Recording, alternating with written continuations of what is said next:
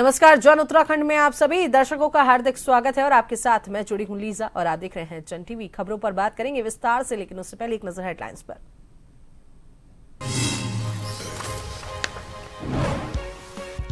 भारतीय मजदूर संघ उत्तराखंड के स्वर्णिम 70 वर्ष का समापन समारोह हरिद्वार में हुए कार्यक्रम में सीएम धामी ने की शिरकत। कहा, हमारा प्रयास श्रमिकों को सर्वोत्तम संभव सुविधाएं मिले।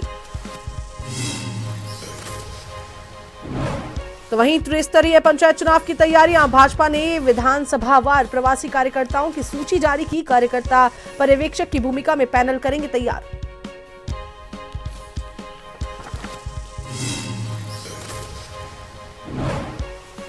ईरान में फंसे हरिद्वार के मंगलौर के 32 लोगों में से 4 लोग सकुशल वापसी। परिजनों में खुशी, भारत सरकार का जताया आभार।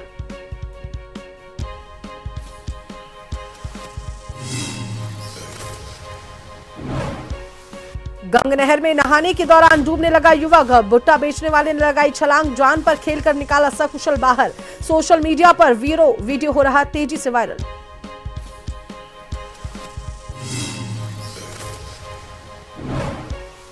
तो वहीं उत्तराखंड में कई जगहों पर भारी बारिश का अलर्ट। रुड़की की रामपुर चुंगी पर बरसात ने निगम के दावों की खोली पोल। जलभराव की समस्या से जूझ रहा देहरादून।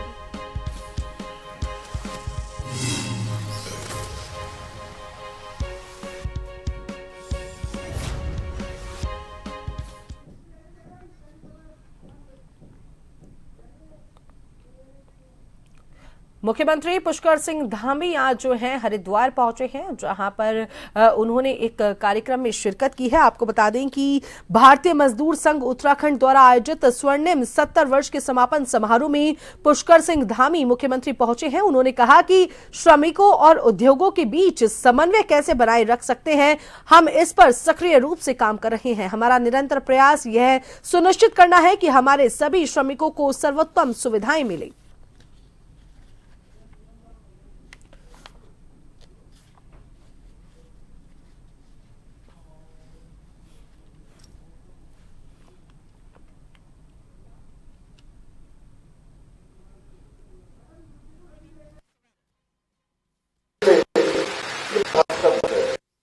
सच में आज सबसे बड़ी ऊर्जा प्राप्त हो रही है मुझे। मैं जब देख रहा हूं कि मजदूर संघ का हमारा क्या बड़ा स्वरूप, एक विस्तार रूप जब हमारे सामने हम देखते हैं तो सच में बड़ी ऊर्जा का अनुभव होता है। क्योंकि मैंने भी बहुत संगठन, जब बहुत कम संख्या में लोग थे, उस समय से मैं भी संगठन का एक सामान्य कार्यकर्ता, छोटे कार्यकर्ता के रूप में और प्रारंभिक रूप में जब मैंने काम किया तो मैंने देखा कि अनेक परेशानियों का सामना संगठन में लोगों को संगठन खड़ा करने में होती है, अनेक चुनौतियों का सामना करना पड़ता है। साथियों, भारतीय मजदूर संघ आगामी 23 जुलाई को अपनी स्थापना के 70 वर्ष पूर्ण करने जा रहा है। और अभी मैं हिंसे की भाषा से कह रहा था, मैं गलत नहीं हूं तो शायद मैंने कहा सबसे पहले विद्यार्थी परिषद बना, फिर जनसंघ बना और उसके बाद हमारा भारतीय मजदूर संघ बना। उत्तराखंड के सीएम पुष्कर सिंह धामी ने मानसून से पहले राज्य में तैयारियों की समीक्षा की। उन्होंने कहा, हमने सभी आवश्यक कदम उठाए हैं। मानसून को लेकर हम पहले ही मॉक ड्रिल भी कर चुके हैं और अभी कुछ लगातार 2-3 बैठकें मैं अपने स्तर से कर चुका हूं सभी जिलाधिकारियों के साथ। भारत सरकार की जो एजेंसियां एनडीआरएफ है, हमारे राज्य की एसडीआरएफ है, अन्य आपदा प्रबंधन से समन्वय करने वाले हमारे जिलों की टीम है, सभी लोगों के साथ हमारी बातचीत हो गई है। और प्रत्येक वर्ष हमको मानसून के समय में किसी न किसी प्रकार की आपदा का सामना करना। जैसे हमने पिछले सालों में हरिद्वार में यहाँ अत्यधिक बारिश और अत्यधिक जलभराव के कारण बाढ़ का सामना करना पड़ा था हरिद्वार उधम सिंह नगर में। और हमारे पर्वतीय क्षेत्र चाहे वो केदारनाथ घाटी में आई आपदा हो, पिछले वर्ष हमारा घनसाली क्षेत्र में की घटना, ऐसी अनेक घटनाएं हमारे सामने आती हैं। कहीं भूस्खलन होता है तो हम आपदाओं को रोक तो नहीं सकते, लेकिन आपदाओं के प्रभाव को बहुत कम कर सकते हैं। उत्तराखंड भाजपा ने त्रिस्तरीय पंचायत चुनाव को लेकर विधानसभा वार प्रवासी कार्यकर्ताओं की सूची जारी कर दी है। ये कार्यकर्ता पर्यवेक्षक की भूमिका में जिला पंचायत सदस्य पद के लिए समर्थित प्रत्याशियों का पैनल तैयार करेंगे और चुनाव प्रबंधन की जिम्मेदारी संभालने वाले हैं। आपको बता दें कि प्रदेश मीडिया प्रभारी मनवीर सिंह चौहान ने यह जानकारी साझा की है। प्रत्येक विधानसभा क्षेत्र में दो प्रवासी कार्यकर्ता तैनात किए गए हैं जो पूरी चुनाव प्रक्रिया के दौरान क्षेत्र में मौजूद रहेंगे और ये कार्यकर्ता जिला पंचायत के साथ साथ प्रधान और बीडीसी पदों के लिए भी पार्टी कार्यकर्ताओं को चुनाव मैदान में उतारने में सक्रिय भूमिका निभाएंगे।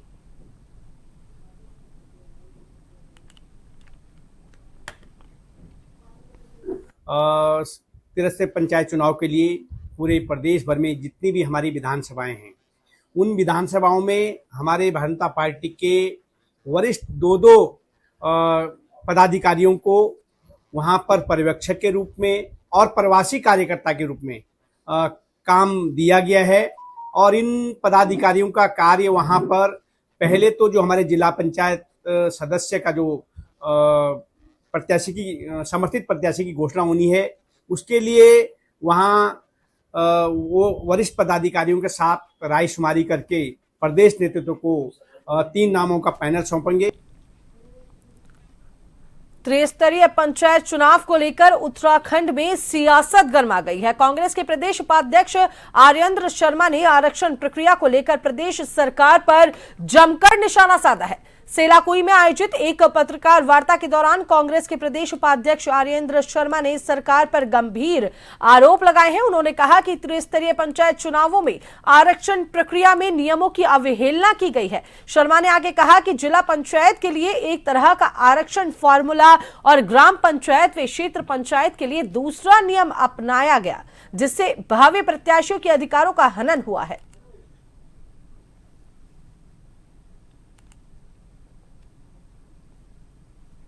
देखिए, हमने पहले तो त्रिस्तरीय पंचायत का चुनाव का आरक्षण जो हुआ है उसको लेके हमने आपके सम्मुख सभी अपनी बातों को रखा है कि आरक्षण जो है वो गलत तरीके से किया गया है। 10 तारीख को जियो कुछ और कहता है, 11 को आपका आरक्षण तय किसी और जियो पर होता है। तो इसमें घोर अनियमितताएं हैं। सरकार की मंशा क्या है ये सरकार स्पष्ट करे। और कई आपत्तियां लगाई गई पूरे क्षेत्र पूरे पछवादून में, लेकिन उनकी सुनवाई का समय बहुत कम था। आपने उनकी सुनवाई खाली फॉर्मेलिटी की है, उनको ध्यानपूर्वक और कानूनी रूप से आपने नहीं सुना।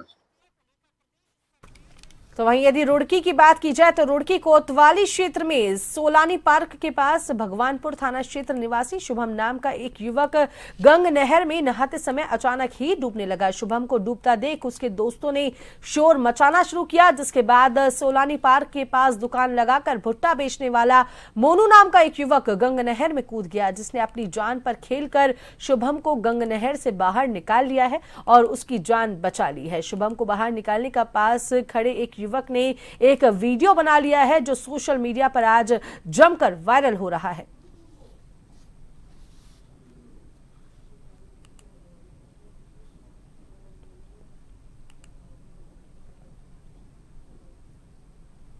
तो नहर पार कर रहा था, सेकी में कर रहा है, दोस्तों के साथ आया था। मैं 3 दोस्तों के साथ भगवानपुर था वो, तो नहर पार कर रहा, नहर पार करते वो डूबने लग गया। इधर से उधर मेरी दुकान है शायदी, तो उसे डूबते हुए देखा, सीधा एकदम कूदा हूँ, उसे बचाया हूँ। अच्छा। राहुल अपना नाम बता रहा, भगवानपुर साइड से रहने वाला है। अच्छा, तो घर सूचना की उसकी? घर लगते दोस्त से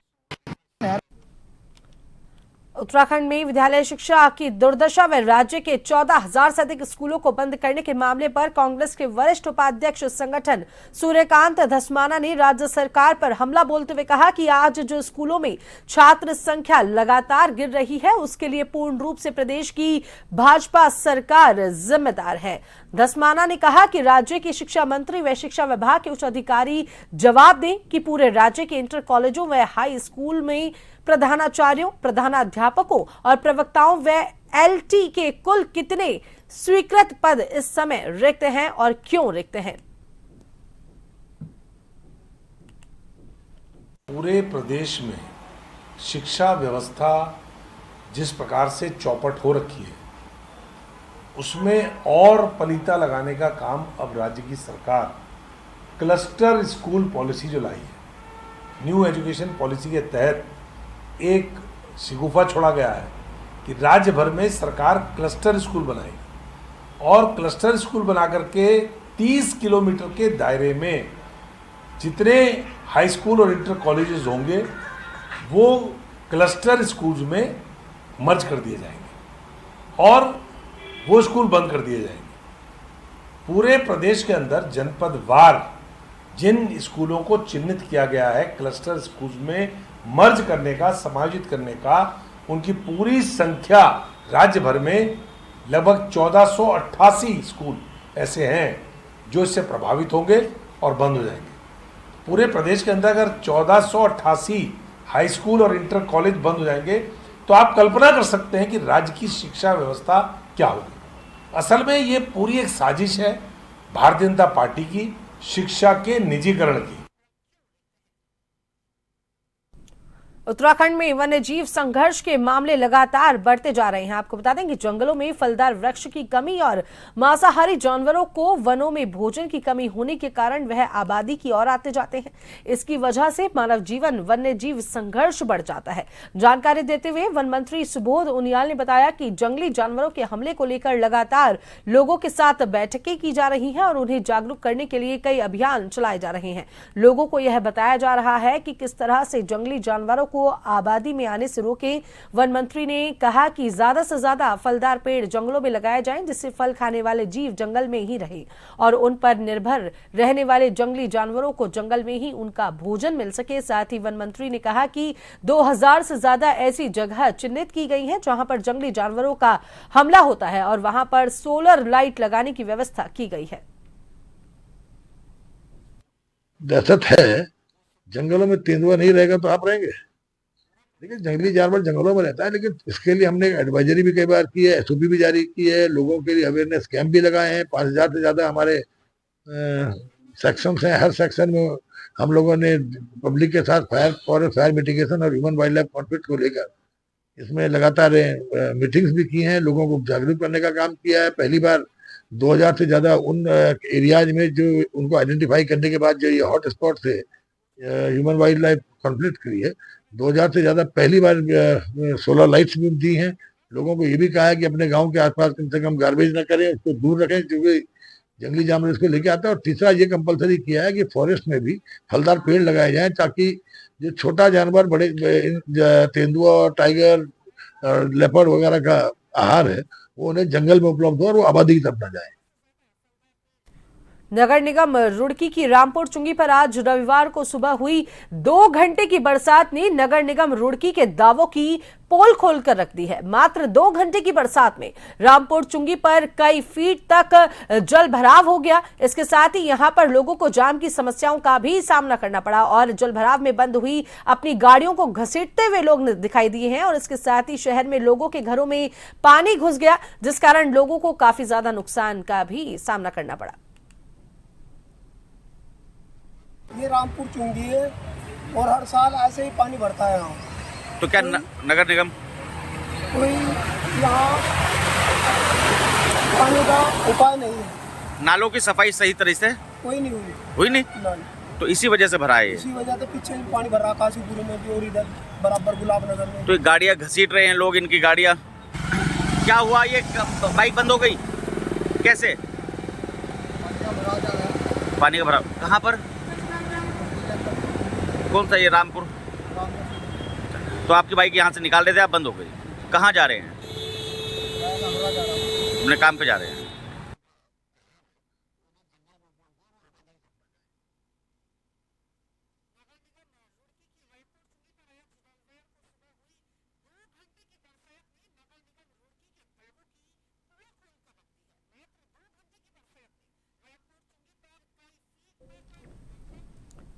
रुड़की में जिस तरीके से 2 घंटे की बारिश के बाद के जो हालात हैं उस पर विस्तृत से बातचीत करेंगे। हमारे संवाददाता अरशद हुसैन हमारे साथ लाइन पर जुड़े हुए हैं। अरशद, 2 घंटे की बारिश ने कहीं ना कहीं ड्रेनेज सिस्टम की पोल खोल कर रख दी है, क्या कुछ अपडेट है, क्या कुछ खबर है? बिल्कुल लीजा, आपको बता दूं कि जिस तरह से नगर निगम और तमाम विधायक और मेयर के दावे थे कि इस बार जल भराव की समस्या से रुड़की वासियों को को नहीं झेलना पड़ेगा। पर वही उसके उलट यहाँ पर 2 घंटे की मात्र बारिश में जनजीवन पूरी तरह से अस्त हो गया।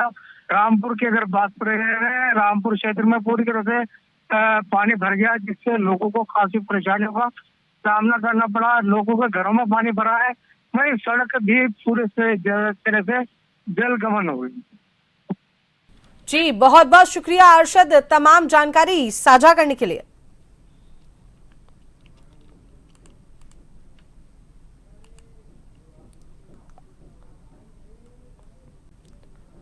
तो वहीं बरसात शुरू होते ही देहरादून शहर के कई इलाकों में जल भराव की समस्या से लोगों को हमेशा परेशान होना पड़ता है और लोगों के घरों में पानी घुस जाता है। कई योजनाएं आई और बड़ी मात्रा में सरकारी धन भी इस समस्या को निजात दिलाने के लिए खर्च किया गया, लेकिन परिणाम सार्थक नहीं हो पाए। आज भी जल भराव की विकट समस्या से देहरादून शहर जूझ रहा है। अब ऐसे में 2 बार शहर के मेयर रहे और वर्तमान में विधायक विनोद चमोली का मानना है कि इसका कारण अनियंत्रित विकास है। विभाग अपनी जिम्मेदारियां बखूबी निभा रहे हैं और ये जो उन्होंने आरोप लगाए कि विभाग जो है अपनी जिम्मेदारियों को बखूबी अभी तक निभा नहीं रहे हैं। अवैध निर्माण भी शहर में धड़ल्ले से चल रहे हैं और बावजूद इसके अब सरकार ड्रेनेज सिस्टम को लेकर एक बड़ा प्लान लाने की तैयारी में है। लगभग 10,000 करोड़ रुपए के इस मास्टर प्लान से देहरादून जल भराव की समस्या को दूर किया जाएगा। हालांकि यह योजना अभी दूरगामी है, लेकिन यह भी सच है कि अनियंत्रित विकास लोगों की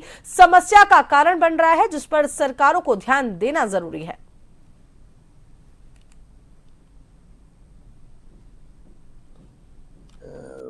कई सालों से लगातार होते हुए देखा भी है, मेरे हाथों से हुआ भी है, लेकिन जो अनियोजित विकास यहाँ पर हुआ है, अनियंत्रित विकास हुआ है और बढ़ती हुई जो आबादी है वो एक चुनौती बनी है हमारे लिए। और उसके कारण आज आप देख रहे हैं कि तमाम जगह सरकार प्रयास कर रही है कि हम ड्रेनेज सिस्टम ठीक करें, हम सीवरेज सिस्टम ठीक करें, हम पीने के पानी का सिस्टम ठीक करें, हम सड़कें ठीक करें, लेकिन उसके बावजूद ये सब प्रयास आधे अधूरे हो रहे हैं, कम पड़ रहे हैं। इसके लिए आवश्यक है कि एक बड़ी योजना आए और कम से कम जो डिपार्टमेंट जिसकी जो जिम्मेदारी है, जैसे MDDA है, अब तमाम कॉलोनाइजेशन पूरे क्षेत्र में हो रहा है। अब उस कॉलोनाइजेशन पे कौन अंकुश लगाएगा जो कि वहाँ पर बिना सैंक्शन के हो रहा है, जिसमें ना ड्रेनेज का सिस्टम है, ना पार्क है, ना पार्किंग है, और उसके बाद तमाम जगह प्लॉटिंग हो रही है। लोग प्लॉट खरीद लेते हैं और वो बेचारे बाद में फंस भी जाते हैं, तमाम बरसातों में दिक्कतें रहती है। तो कम से कम ये जो नियोजन का काम है, जिन डिपार्टमेंट के पास इसका काम है, वो अपनी जिम्मेदारी को समझे। और जहाँ तक ड्रेनेज का प्रश्न है तो वर्षानुवर्ष हम लोग इस पर काम करें। काफ़ी वरिष्ठ प्रशासनिक अधिकारी IAS मनीष कुमार ने चंपावत जिले के 24वें जिलाधिकारी के रूप में औपचारिक रूप से पदभार ग्रहण किया। जिलाधिकारी कार्यालय पहुंचने पर पुलिस विभाग द्वारा उन्हें गार्ड ऑफ ऑनर प्रदान किया गया। इस अवसर पर जिले के वरिष्ठ प्रशासनिक एवं पुलिस अधिकारी भी उपस्थित रहे। जिलाधिकारी ने कोषागार के द्वितालक कक्ष में पहुंचकर विधिवत रूप से कार्यभार ग्रहण किया और डबल लॉक कक्ष में अभिलेखों का अवलोकन करते हुए वरिष्ठ कोषाधिकारी को आवश्यक दिशा निर्देश दिए। इसके पश्चात उन्होंने कार्यालय परिसर और व्यवस्थाओं का निरीक्षण भी किया। अपनी प्राथमिकताओं को साझा करते हुए DM मनीष कुमार ने कहा कि उनकी शीर्ष प्राथमिकता जनपद में संचालित विकास कार्यों को गति देना, आदर्श चंपावत की परिकल्पना को मूर्त रूप देना और साथ ही साथ जनता की समस्याओं का त्वरित समाधान सुनिश्चित करना है। तो पूर्ण योजनाएं यहाँ पर हैं, चाहे वो सड़क की हो, स्वास्थ्य की हो, बिजली की हो, पानी की हो, इन सभी पर भी काम किया जाएगा। और आजीविका के स्रोत संवर्धन, आजीविका का कार्य, जल वर्षा संचयन, जल संरक्षण, इन सभी चीज़ों पर जो है रणनीति बनाई जा रही है, इस पर काम किया जाएगा। और वर्तमान में जो अभी हमारे सामने जो एक चुनौती है वो इलेक्शंस की है, आपदा का समय भी चल रहा है, तो उसके लिए भी हम लोगों ने रणनीति तैयार की है और हमारी पूरी टीम इस पर कार्य कर रही है।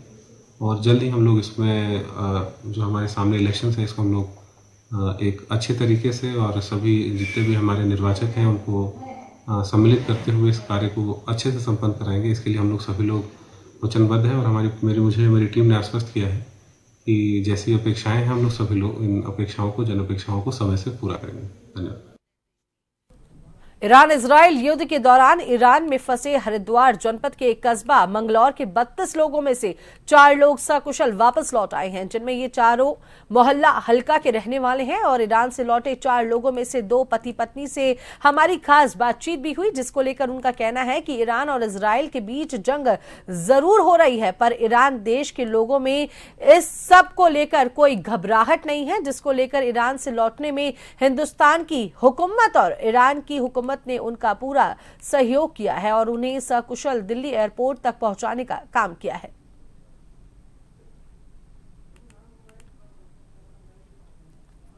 वो हमें डायरेक्ट मशहद के एयरपोर्ट पे लेके गए।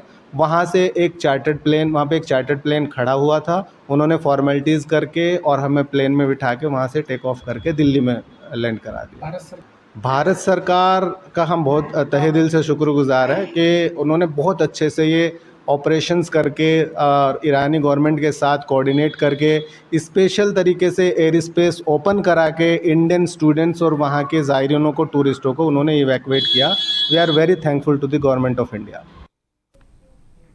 तो वहीं लोहाघाट उपजिला चिकित्सालय में महिला का जटिल ऑपरेशन कर महिला की जान बचाने वाली चिकित्सकों की टीम और चिकित्सा स्टाफ को सामाजिक कार्यकर्ता सचिन जोशी ने शॉल उड़ाकर सम्मानित किया। लोहाघाट उपजिला चिकित्सालय में एक महिला को गंभीर हालत में भर्ती कराया गया था। लोहाघाट उपजिला चिकित्सालय में सीमित संसाधनों के बीच चिकित्सा अधीक्षक डॉक्टर सोनाली मंडल के निर्देश पर डॉक्टर ऋतु राठी और चिकित्सा स्टाफ की मदद से तुरंत महिला का जटिल ऑपरेशन किया गया। डॉक्टर मृणालिनी ने बताया कि अब महिला की हालत खतरे से बाहर है, जल्द उन्हें अस्पताल से डिस्चार्ज कर दिया जाएगा। जब से लोहाघाट उपजिला चिकित्सालय में डॉक्टर मृणालिनी ने अपनी सेवा देना शुरू किया है, उनके द्वारा लोहाघाट उपजिला चिकित्सालय में सीमित संसाधनों के बीच जटिल ऑपरेशन कर कई महिलाओं की जान बचाई जा चुकी है।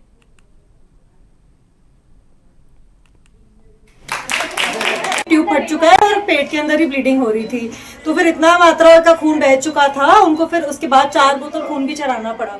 फिर इमरजेंसी में ओटी कराए, हमारे बेहोशी के डॉक्टर और क्रिटिकल केयर एक्सपर्ट डॉक्टर ऋतु भी रही साथ में, तो सबकी सहयोगिता से हम फटाफट से ओटी करके ब्लीडिंग बंद करके उनको स्टेबल कर पाए। अभी काफी स्टेबल हालत में।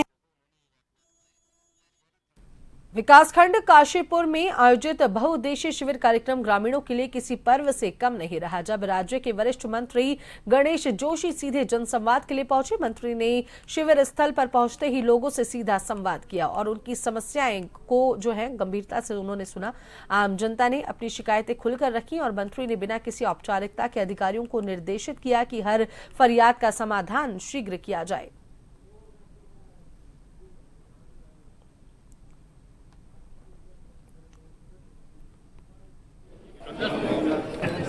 अभी आपके माध्यम से ये मामला मेरे संज्ञान में आया है, विभाग के अधिकारी को जब बुलाया है, हम उसको चेक मीटर लगाकर उसको चेक कराएंगे कि रीडिंग गलत है या सही है, और किसी भी विभाग के साथ अन्याय नहीं होगा, ये धामी सरकार कर सकता है। चलिए अब नजर डाल लेते हैं हेडलाइंस पर। अमेरिका ने ईरानी परमाणु ठिकानों पर की बमबारी, ट्रंप बोले 3 एटमी फैसिलिटी किए तबाह। इजराइल के 14 शहरों पर ईरान ने दागी मिसाइल।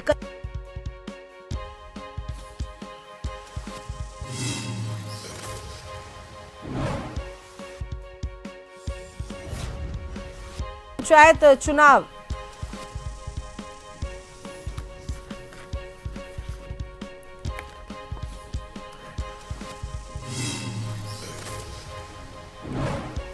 ईरान में फंसे हरिद्वार के मंगलौर के 32 लोगों में से 4 लोग सकुशल घर वापस लौटे हैं। परिजनों में खुशी का माहौल है, भारत सरकार का आभार जताया।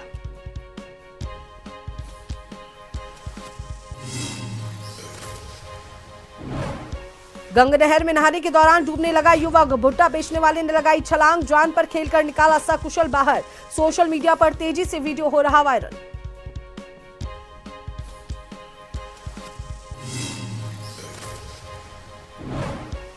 उत्तराखंड में कई जगह भारी बारिश का अलर्ट, रुड़की की रामपुर चुंगी पर बरसात ने निगम के दावों की खोली पोल। जलभराव की समस्या से जूझ रहा देहरादून।